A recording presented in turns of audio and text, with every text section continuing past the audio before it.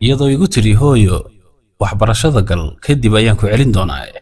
kadib Robin waxa uu ka bilaabay shaqo suuqayna Australia. shaqadaas aanu aqoon u lahayn wax shahaadana aanu wadan oo ku saabsan shaqadan. shaqada wuxuu muddo ku jiraba haddana waxa uu samaystay shaqo kale kadibna waa uu guursaday Robin mustaqbalkiisina waa uu dhistay. gabadha uu guursadayna waxay ahayd saaxiibadiisii yaraantii laakiinse guurkaasi muu noqon mid lagu sii waaro maxaa yeelay waxa baabiyey reerkaas Robin cadhadiisii faraha badnayd iyo daroogadii uu la qabsaday oo uu ka fikiraya markasta.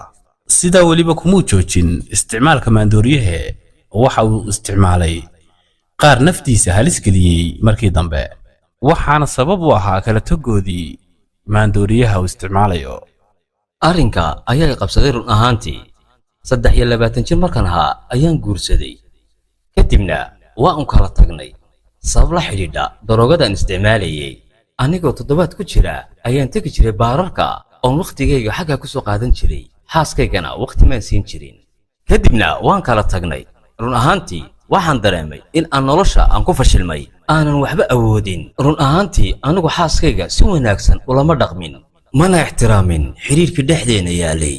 waxaan dib ugu noqday caalamkii daroogada waxaanan in badan isticmaalayay maandooriyaha kaasoo aan wehel ka dhiganayay. noloshii oo dhan ayuu noqday mid ka dhaca waxa uu noqday mid jahwareer ku dhacay oo aan garanayn dhinaca uu ka yimi iyo dhinaca uu socdaba. waxaanu noqday dilaaweyn oo daroogaysta ah. waxa uu noqday mid noloshiisii oo dhanba ku soo koobay dilka iyo daroogadan isticmaalkeeda.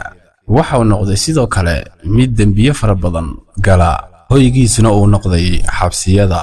sanadku markii uu ahaa 2007 Robin waxaa lagu xukumay muddo gaadhaysa 10 bilood